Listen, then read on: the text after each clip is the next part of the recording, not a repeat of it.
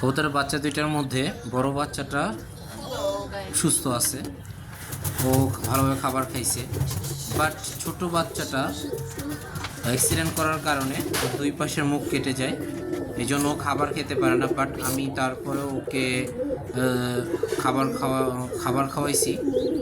প্রথমে সোলাবুট চাবাই খাওয়াইছি, এখন হচ্ছে ওকে আমি আস্ত সোলাবুটটাই দিচ্ছি। দেখেন দুইটা বাচ্চার ভিতরে বড় বাচ্চাটা কত বড় আর ছোট বাচ্চাটা একটু দুর্বল হয়ে পড়ছে।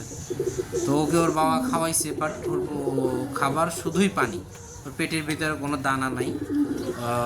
দুইটা পাশে কেটে গেছিলো, একটা হচ্ছে হলুদ, আমি হলুদ দিয়ে দিছি দুই পাশেই, এই পাশেও আছে ওই পাশেও আছে।